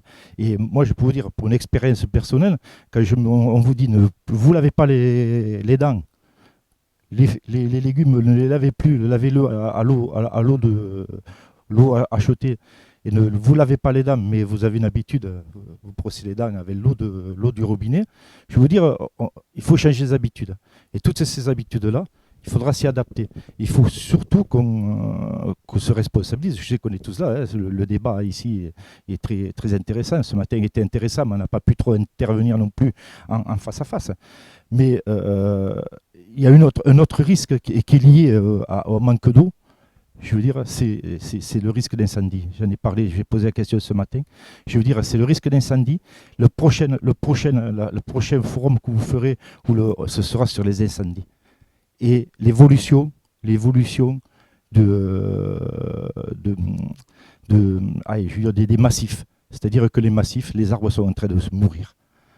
Et là, je rejoindrai un peu, on n'en a pas parlé aussi, il y a les protections peut-être des éleveurs.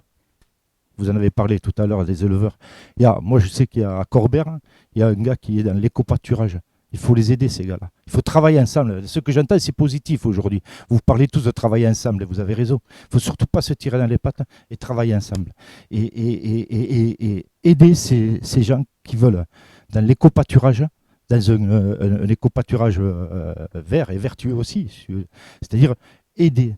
Et s'il y a des aides à faire, et s'il y a des urgences, il faut aider les apiculteurs, il faut aider les agriculteurs, il faut aider tout le monde, tout le monde. Voilà. Ce que je veux dire. Voilà. Et sur l'histoire de la santé, soyez prudents. Rappelez-vous certaines choses sur île sur tête. Voilà. Sur la question on n'est pas spécialiste. Je me mets derrière l'oreille quand même. Votre réflexion, on se renseignera. Voilà. Quelqu'un souhaite réagir ? Je fais mon mea culpa.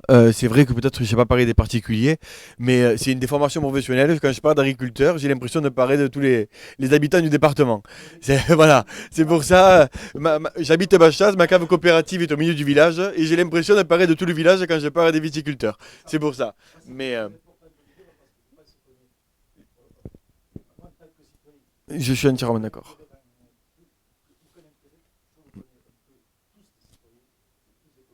Entièrement, j'ai des secteurs, enfin j'ai des appellations, par exemple en viticulture, comme l'IGP Côte Catalane, ça fera plaisir à son président s'il entend, qui est à consommer à 80% sur le département. Donc je n'oublierai jamais le consommateur départemental, rassurez-vous, il a une place prépondérante sur beaucoup d'appellations du département. Mais bon voilà. Après pour la santé, ça j'ai pas de réponse. Je vous laisse creuser la cause et je vous rends le micro du coup. Oui, juste pour ajouter, parce que vous l'avez évoqué et on n'en a pas trop parlé, c'est quand même le secteur de l'élevage dans notre département, puisqu'il y a quand même un nombre assez représentatif d'éleveurs qui sont beaucoup en extensif sur les parties montagneuses de notre département. Dire que quand même c'est un secteur d'activité qui souffre aussi énormément. À la fois parce qu'il va y avoir un gros déficit de fourrage pour l'alimentation des bêtes, parce que ceux qui produisent des céréales n'auront pas de récolte.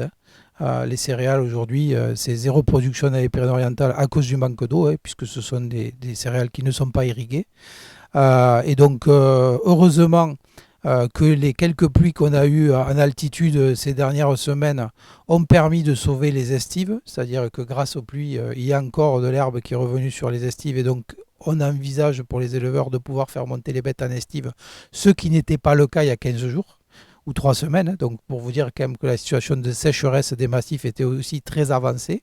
Et avec la problématique qui se pose également de l'abreuvement des bêtes, puisque suite au déficit de pluviométrie et d'eau, il y a des endroits où les bêtes s'abreuvaient naturellement dans des cours d'eau en montagne qui n'ont plus d'eau. Et donc on est en train de travailler, notamment c'est une des avancées que la région souhaite faire avec les agriculteurs, c'est de trouver des solutions, d'amener des stockages d'abreuvement pour les bêtes en montagne pour qu'ils puissent avoir un moyen de s'abreuver.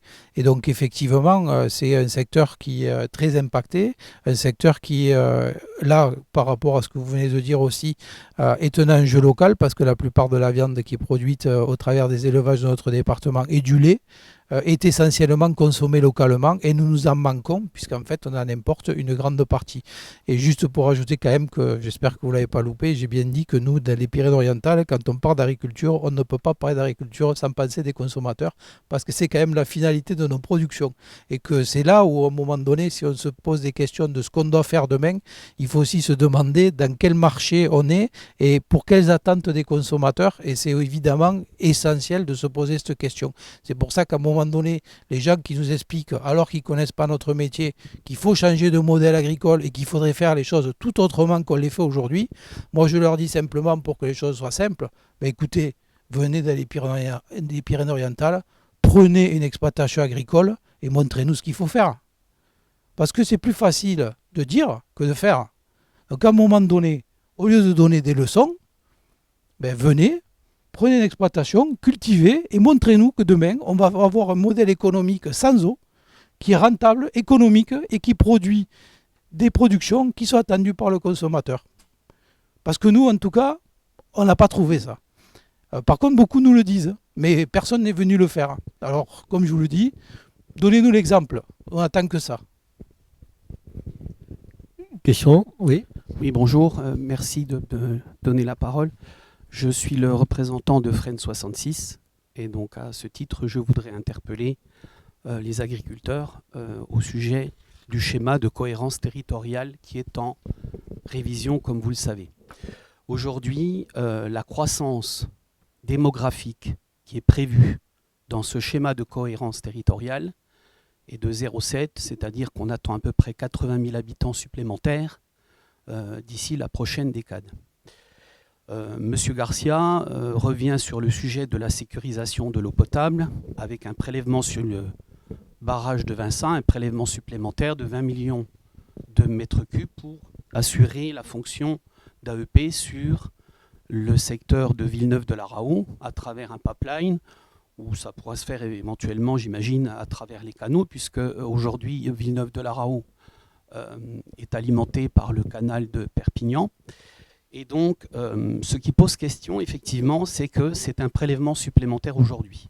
Donc, nous, on se demande, finalement, si dans ce département, au niveau des élus, la pertinence, c'est d'essayer de maintenir cette démographie qui est le double de la moyenne nationale, puisque c'est 0,3 en moyenne nationale. Ce SCOT aujourd'hui est en révision, sachant aujourd'hui qu'on a des problèmes de ressources qu'on n'a toujours pas réglés. Donc je comprends le désarroi dans lequel se trouve aujourd'hui l'agriculture, mais la vision que les élus ont du développement urbanistique du département, notamment sur la plaine du Roussillon, qui va concentrer les populations autour de l'agglomération de Perpignan, mais qui concentre aussi également les activités agricoles. Donc la question, est-ce que vous allez intervenir auprès des élus, puisque ce SCOT aujourd'hui vient de terminer les concertations publiques, il va rentrer en enquête publique, pour interpeller justement les élus, puisque ce qui avait été prévu par BRL en 2009 pour sécuriser l'eau potable, c'est ce prélèvement supplémentaire, qui d'ailleurs devrait être fait 9 années sur 10, dit-on, alors qu'on sait maintenant que depuis 2018, on est en sécheresse et qu'on ne sera pas dans les ratios qui avaient été prévus par le bureau d'études en 2009. Donc voilà, c'est important parce que l'eau potable qui va arriver dans l'avenir, c'est de l'eau en moins pour l'agriculture. Donc essayons déjà de conforter l'existant, plutôt que d'essayer encore de faire un développement sur certains usages qui vont, par la force des choses, devenir prioritaires, puisque j'entends qu'on peut contester aujourd'hui l'arrêté qu'aura pris le préfet par rapport à un arrêté cadre sécheresse, mais tout ça est quand même bien cadré. Aujourd'hui, l'eau potable, elle reste prioritaire sur tous les autres usages. Oui, alors déjà, par rapport à ce sujet, bon, nous, agriculteurs et secteur agricole, hein, on est quand même touchés depuis longtemps par le développement, on va dire, de la démographie des constructions, puisque tout ça préempte le territoire agricole et a artificialisé des milliers d'hectares de terres agricoles dans le département. Bon, pour autant, je ne veux pas dire que ce n'est pas nécessaire à un moment donné qu'il y ait de la population dans les Pyrénées-Orientales, que les gens se développent, puissent se loger et que du tourisme dans les départements également, ça fait partie d'une économie globale dans laquelle, on l'a dit tout à l'heure, il faut que tout le monde se mette autour de la table pour savoir c'est quoi les enjeux demain et comment on partage la ressource pour que tout le monde puisse continuer à travailler. Juste pour vous dire sur les aspects quand même de développement de l'urbanisation, il y a quand même une réglementation qui est apparue en France qui s'appelle le zéro artificialisation nette, qui va s'appliquer partout en France et qui va interdire de préempter le territoire agricole pour des usages en fait voilà, de développement d'urbanisme ou industriel pour préserver le territoire agricole. C'est effectivement une bonne avancée et qui normalement devrait s'appliquer, et justement ça va peut pas forcément limiter le nombre d'habitants, ça va juste concentrer les habitations puisqu'on aura moins de terrain en surface, et donc il va falloir monter un peu plus en hauteur. Au lieu d'avoir des petites maisons avec un jardin et une piscine, on aura peut-être des piscines pour quelques appartements sur des collectifs de R+2, R+3. Mais c'est peut-être des choses qu'on aurait déjà dû faire depuis un moment, hein. Et effectivement, on a conscience que cette ressource-là, il faut la travailler. Tout le monde en a besoin. Je pense que que le territoire des Pyrénées-Orientales se développe aussi dans la population, ben, si on est capable de le gérer et d'anticiper les besoins en termes d'eau et de faire ce qui est nécessaire, moi je pense qu'on peut y arriver, mais il ne faut pas se louper dans ce qu'on fait demain. Et juste pour dire également que voilà, on n'oublie pas non plus les aspects du milieu, hein, parce qu'aujourd'hui les efforts, on sait qu'ils sont faits également par le milieu naturel par rapport aux problématiques de ressources en eau. Moi je n'oppose pas voilà, les écologistes, les associations, les agriculteurs, etc. Moi j'ai d'ailleurs toujours dit que les premiers écologistes dans ce département, c'était quand même les agriculteurs, hein, parce que c'est quand même ceux qui travaillent au quotidien avec l'environnement et la biodiversité. Et pour autant, on a besoin de tout le monde d'apporter sa réflexion pour qu'on trouve des solutions collectives. Et nous, c'est quand même ce qu'on essaye de faire depuis des mois pour éviter d'opposer les modèles, pour éviter d'opposer les avis, mais qu'on trouve des solutions. C'est facile de dire il faut faire ci, il faut faire ça. Il n'y a qu'à Faucon. Ben, c'est sympa, mais ce qu'il faut, c'est faire les choses. Et nous, on est là pour qu'on fasse les choses collectivement. Et donc, on est prêt à faire des efforts. Je crois qu'on l'a démontré, on les fait. Et il faut qu'on les fasse collectivement avec tout le monde pour savoir comment on peut gérer au mieux cette ressource en eau dans notre département pour que tous les secteurs économiques puissent continuer à exister, à travailler. Et on n'oublie pas l'ensemble des habitants du territoire, parce qu'effectivement, c'est aussi grâce à ça. Nous, dans l'agriculture, on a quand même 25 000 emplois, et c'est aussi des gens qui vivent sur le territoire et en monde rural. Donc, on en a aussi besoin. Les efforts, il faut qu'ils soient collectifs. Tout le monde doit en avoir conscience, des particuliers jusqu'aux entreprises et tous les secteurs d'activité économique. C'est comme ça qu'on arrivera à s'en sortir de cette situation, malheureusement, qui fait qu'on souffre énormément, mais pour laquelle j'espère qu'enfin on triera les bonnes conclusions et on prendra les bonnes décisions pour l'avenir. Oui, la question du SCOT, on l'a rapidement évoquée effectivement ce matin, pas autant dans le détail et pas de manière aussi concrète de ce que vous venez de nous dire sur l'évolution d'un département où il va falloir construire effectivement certainement beaucoup plus en hauteur. On a fait des articles dernièrement dans l'Indépendant, je les ai en tête justement sur les problèmes que ça pose pour les gens au quotidien, parce que comme je dis, ça implique leur projet de vie souvent, et même y compris les piscines collectives et ce genre de choses. Mais on voit bien que tout le monde est concerné par cette évolution-là. C'est juste une seconde, je me permets de vous interpeller parce que avec le syndicat des vignerons, donc par rapport aussi à la personne qui était intervenue juste avant, pour le fait d'avoir toujours cette vie agréable que nous avons dans le département et maintenir aussi la beauté de notre territoire, on se tient à vos côtés avec le syndicat des vignerons sur l'usine d'Enrobé, le déplacement à Espira de l'Agly et le doublement de la haute tension. Donc on est à vos côtés aussi. On est là. Voilà. Le monde agricole, comme l'a dit Bruno très bien, n'est pas contre les mouvements. Bien au contraire, on est les premiers écologistes et les premiers amoureux de leur territoire et des citoyens qui y vivent parce qu'on en fait partie. À la Fresne, voilà. On a des adhérents agriculteurs. Donc, c'était on a juste, des adhérents agriculteurs. C'est pas dans du tout notre le thème, association. mais je suis voulais d'accord vous le avec dire. vous. Le défenseur de l'environnement, c'est pas l'ennemi du paysan. Parce que vu que tout à l'heure j'ai fait une sortie mettant un peu en porte-à-faux, je voulais pas que ce soit pris. Voilà, c'est pour ça que je préférais dire qu'on est les premiers écologistes. On a pas mal débordé. Je pense qu'on peut prendre encore une dernière question. Il y a une dame qui lève le doigt là derrière. Votre micro, s'il vous plaît. Voilà, pardon.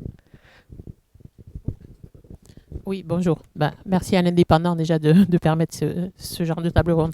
Eliette Lopez, je suis abonnée à l'Indépendant, mais intéressée sur le sujet depuis longtemps. Et en fait, ma question, c'était par rapport aux stations de ski et à l'usage des canons à eau. Je sais que ça revient souvent sur le tapis, ces questions-là. Et comment on fait maintenant pour économiser l'eau même de ce côté-là? Est-ce que le tourisme aussi ne pourrait pas, peut-être c'est déjà en route, changer d'activité pour justement moins utiliser de l'eau dans ces stations de ski voilà. Ouais, c'est vrai que la montagne, c'est un aspect du tourisme. Oui, donc je suis pas multi-service, mais j'ai les données parce que forcément on s'y intéresse. Il y a des implantations d'hôtels là-haut. C'est une part aussi importante. Il n'y a pas que le tourisme estival chez nous. On considère, alors c'est des études, études sérieuses. Ce sont des concessions qu'ils ont, des concessions de l'État. Donc c'est l'État qui donne l'autorisation à une entreprise privée d'exploiter son domaine skiable pendant tant d'années. Ce sont des choses qui sont hyper réglementées par l'État. On considère que l'utilisation des canons à neige de nouvelles technologies, ça représente 1 cm d'eau du lac des Bouillouzes sur sa ressource. Voilà. Donc ça, c'est la première des choses. Deuxième des choses, Les canons à neige ont beaucoup évolué. Aujourd'hui, ils arrivent à canoniser. Je ne sais pas si ça se dit. Donc canoniser, on va peut-être pas dire ça parce que je vais avoir des problèmes avec l'au-delà.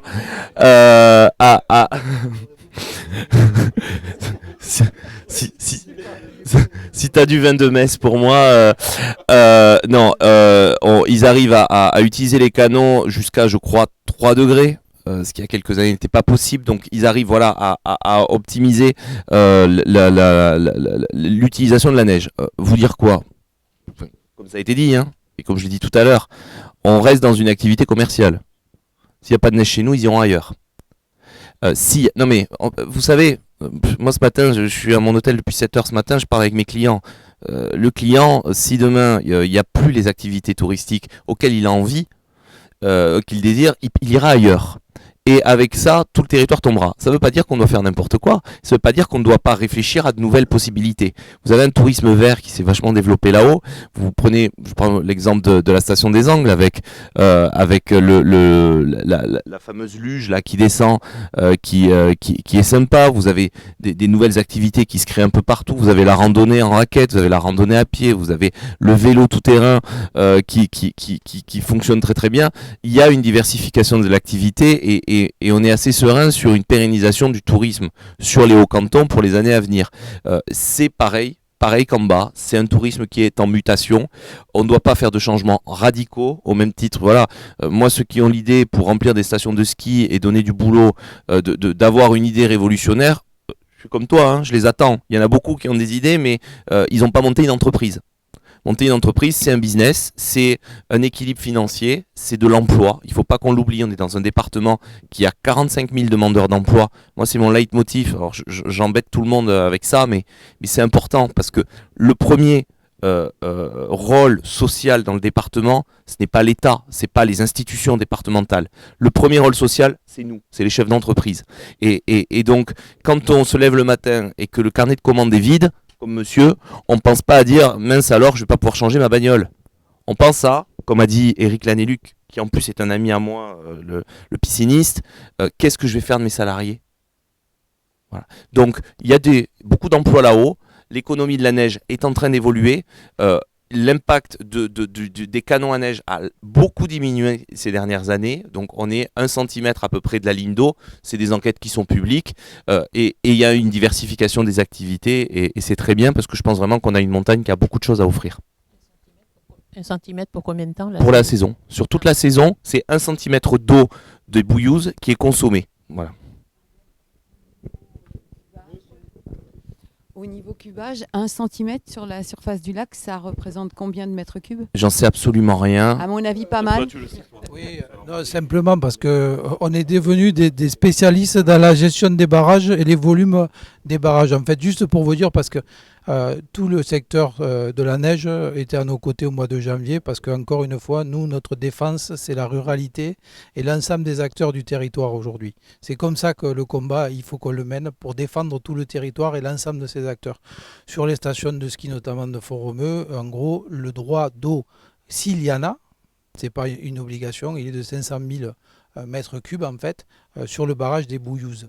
Mais ce qu'il faut aussi prendre en compte, c'est que l'eau qui est envoyée en neige fond et se retransforme en eau, et une partie de l'eau revient en fait dans le milieu de la rivière. Et vous dire aussi qu'en termes d'enneigement, cette année, il a neigé en cumulé 2,30 m en montagne au lieu de 4,50 m une année normale. Donc en fait, il a neigé la moitié de ce qui neige normalement à la montagne. Pour autant, moi je ne suis pas spécialiste comme Brice du secteur touristique, mais j'ai entendu qu'ils ont fait la meilleure saison qu'ils n'ont jamais fait. Donc ça veut dire que quand même, ces gens-là ont réussi à s'adapter avec moitié moins de ressources, gérer mieux la neige avec le travail de la neige et les nouveaux canons, etc. Pour une année où ils n'ont jamais eu si peu de neige, faire l'année la meilleure qu'ils n'aient jamais fait. Donc je me dis que quelque part, ils ont quand même bien réfléchi à leur modèle et de s'adapter. Il y a sûrement encore beaucoup de progrès à faire. Et je crois que cette économie, comme l'agriculture en montagne, dans notre département, on en a besoin. Et je pense qu'eux aussi, dans la remise en question et la réflexion de comment améliorer tout ça, ils y sont. et qu'on travaille collectivement tous ensemble. Et c'est comme ça qu'en fait, si on n'oppose pas les choses, on trouvera toujours des solutions collectives de façon à ce qu'on arrive à partager tous les usages dont tout le monde a besoin. Vous avez fait la conclusion, c'est parfait. Je pense que c'est une bonne façon de conclure ce débat. Je voudrais vous remercier à tous d'être venus, remercier aussi les gens dans le public qui ont participé, qui ont posé des questions toutes intéressantes. Et je vous donne rendez-vous donc 14h30 pour le 3e débat qui est la conséquence de cette sécheresse pour la nature. Merci beaucoup à tous.